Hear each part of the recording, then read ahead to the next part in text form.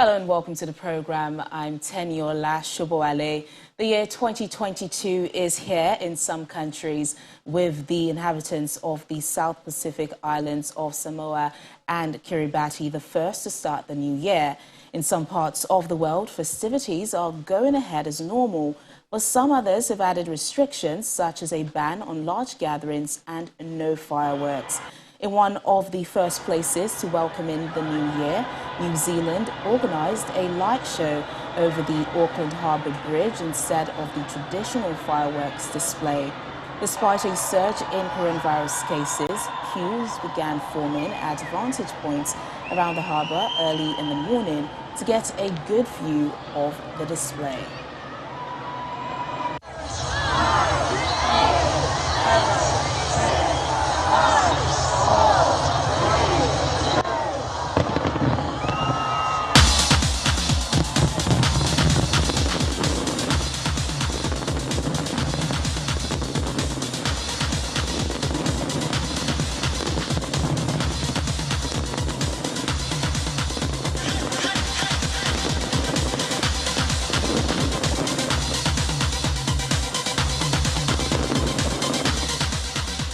Over in Australia's Sydney, the world-renowned fireworks went ahead, but city centres across the country were much quieter than previous years amid fears over the spread of the Omicron variant. Unlike last year, tens of thousands of spectators were again admitted, this time to watch the display live, despite a sharp rise in coronavirus numbers in the region.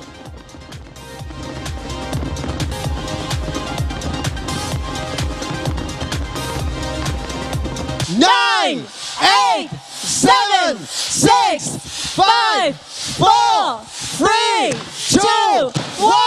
Happy New Year! 新年快乐！新年快乐！新年快乐！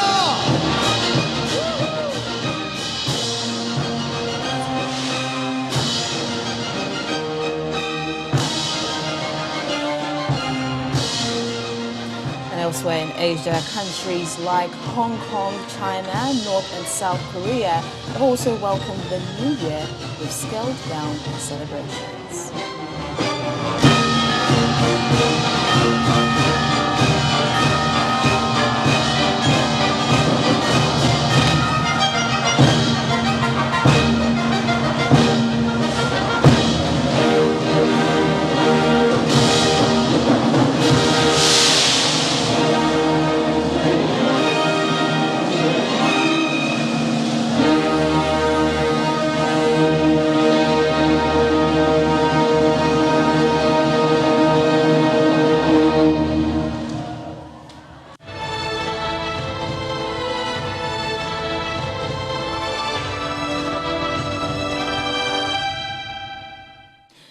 While the rest of the world waits for 2022, in his New Year's message, British Prime Minister Boris Johnson says the United Kingdom is doing way better than last year.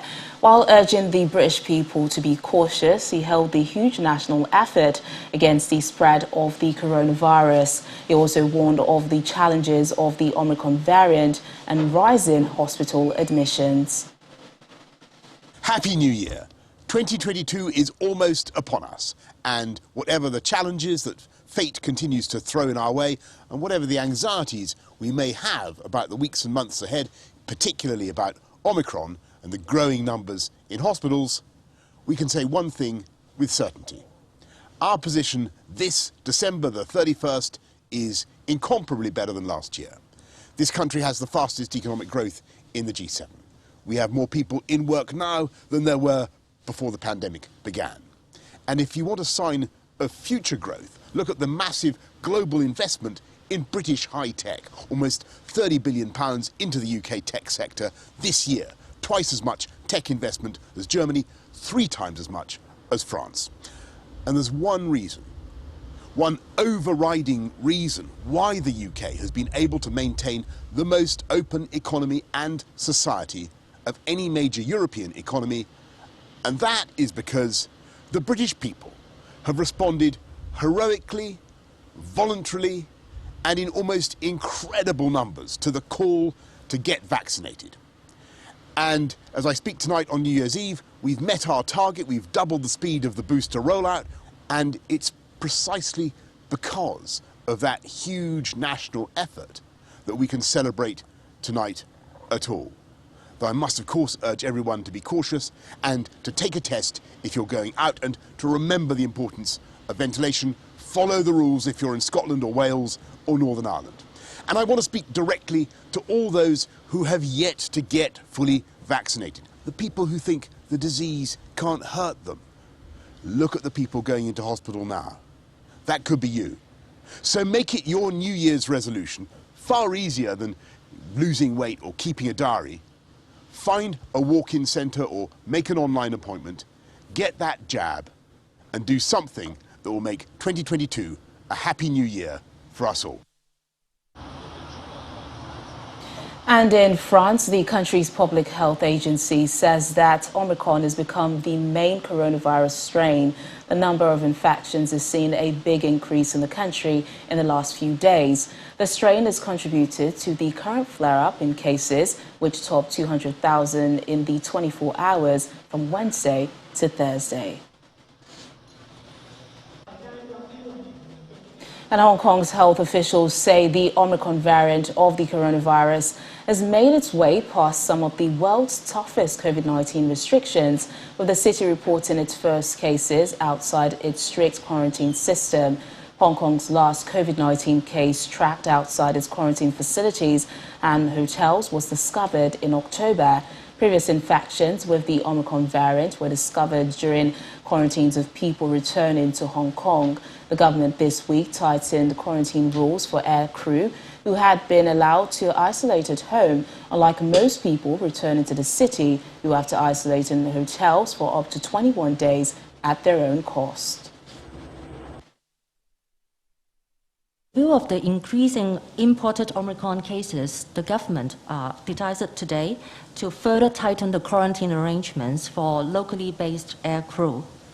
With effect from 00 hours on the January the 1st, 2022, all locally based air cargo crew who have laid over at overseas places or Taiwan will be required to stay in designated quarantine hotels for 7 days until obtaining negative tests. And in China, some residents under lockdown in the Chinese city of Jihan say they do not have enough food, even as officials insist there are adequate supplies. More than 13 million people were ordered to stay at home last week as authorities sought to battle a COVID outbreak. But compared to other lockdowns globally, locals cannot go out even for essential reasons like buying food.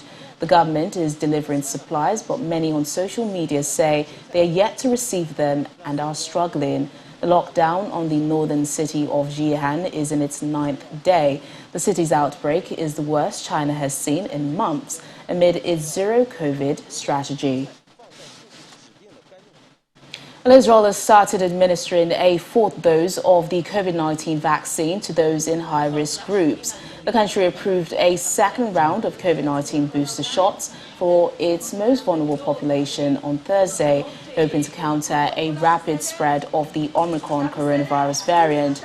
Earlier in the week, the country ran what it called the first major study into whether a 4th round of Pfizer-BioNTech's vaccines would be effective against the Omicron variant. Results of the study are pending. It's very safe, the vaccine. We haven't seen any rejection, any problems with the heart. And really, we've seen also with all the tests that you've done, real response and what we say, the cellular immunity. So you have humoral immunity and cellular immunity, which is great. And we are really looking forward to see what will be the response to the first vaccine. I trust the medical staff here. I trust they make the best effort to make it safe. I'm confident that I wouldn't have gotten this vaccination unless they were 100% sure it's safe.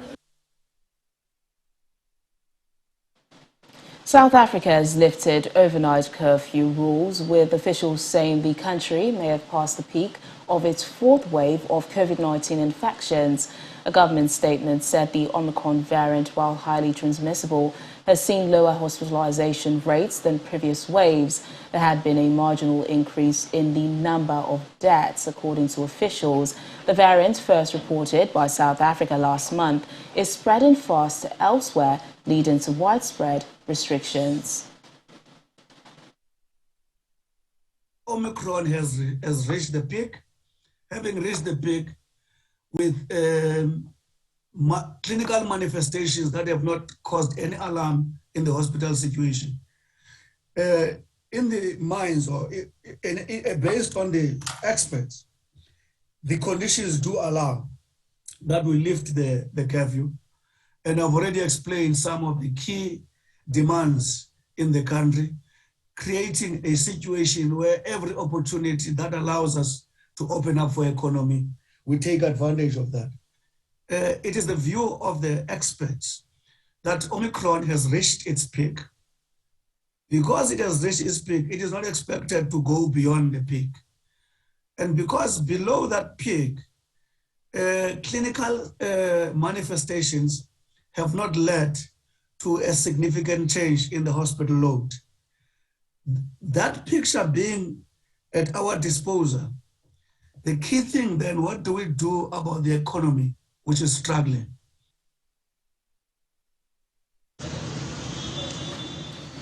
A sharp rise in COVID-19 cases in India over the past week has sparked fears that a third wave driven by Omicron is around the corner.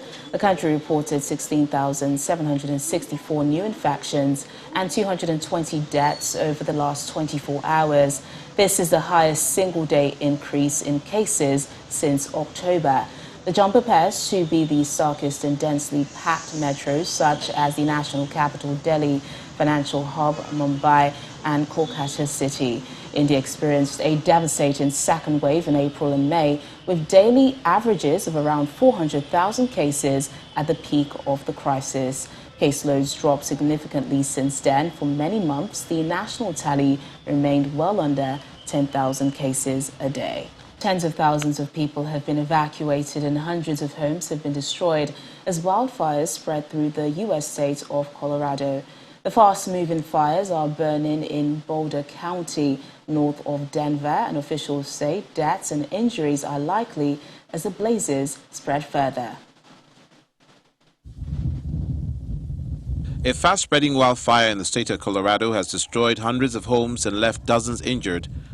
On Thursday, tens of thousands of people were ordered to evacuate.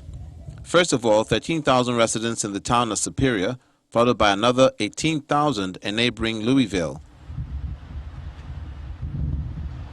According to authorities, the fire, now known as the Marshall Fire, is believed to have been set off by sparks from power lines and transformers which were toppled by high winds.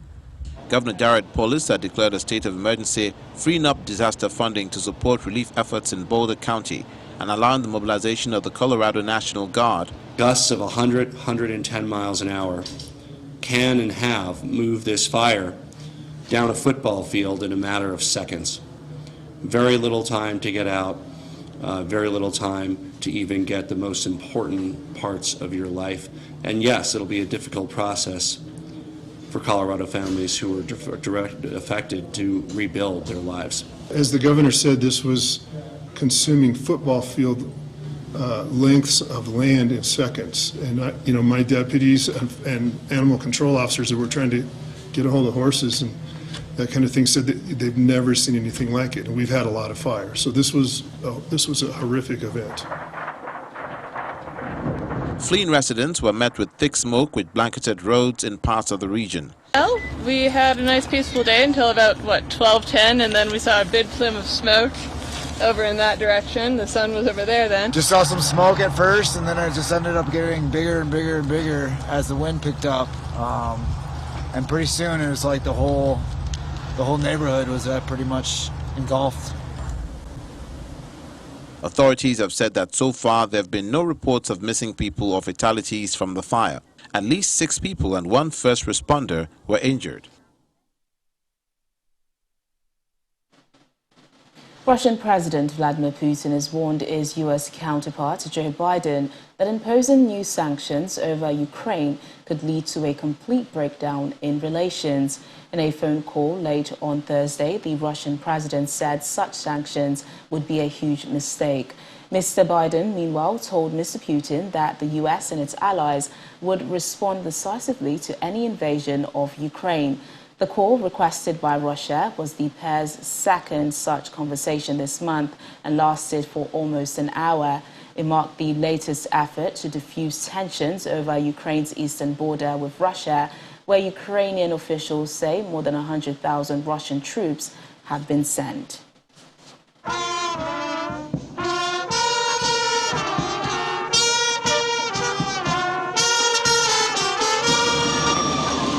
Well, it's day 2 of the line in state of the late Archbishop Desmond Tutu, who died on Boxing Day, aged 90. South Africans have lined up once again to pay their respects. Members of the clergy and church wardens lined the street as guard of honor, waiting for the single pine coffin with rope handles to arrive, while the St. George's Cathedral marching band filled the air with sounds of drums, flutes and trumpets. Well, preparations are on the way for the Requiem Mass in honor of the late Archbishop on New Year's Day. This will be the last public aspect of his funeral. Our South Africa Bureau Chief, Betty Dibia, gives an update from the St. George's Cathedral in Cape Town.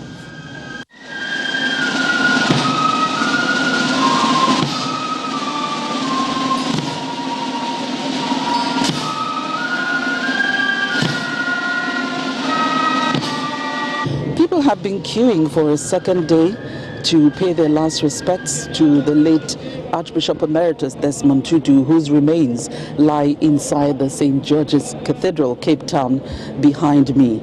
We've spoken to the people on how they feel. You've heard the tributes from them as they come out of the church. And today we ask for something different, their impressions of their beloved Arch. And here's what we got. An artist's impression.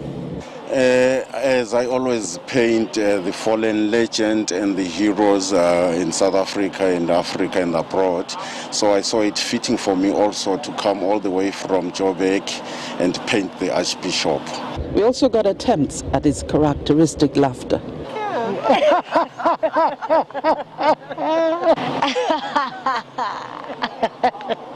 No, I don't. Yeah, I don't think I can do it. His laugh was, no, I cannot do it. He's a one-of-a-kind man, you know, he's a holy man. His quotable quotes? I'm warning you. That's the one I remember when he was talking to the ANC government. Do good, no matter how small, just do good. And if all of us do our small little piece of good, it will grow into a big good for the benefit of the globe. Wonderful, wonderful, that's what he'll say. Stories of the Arch in action. Also, there was riots, and he in the middle of a lot of young people ready to throw arms. He just jumped out of the bus, hands in the air, waving. But remember, he's not the tallest of people. And he waved and he says, guys, this is not the way. Let us engage conversation, let us engage the opposition, and we find if we can resolve this amicably. And this led us to either developing a council, sending airing our views, our points, and resolving this amicably. And last but not the least, his dance. Thank you so much. Thank you. Okay. Great effort with that dance. But on a more serious note, we understand that 2 former presidents, Kgalema Motlanthe as well as Thabo Mbeki, will be attending the Requiem Mass for the Arch tomorrow.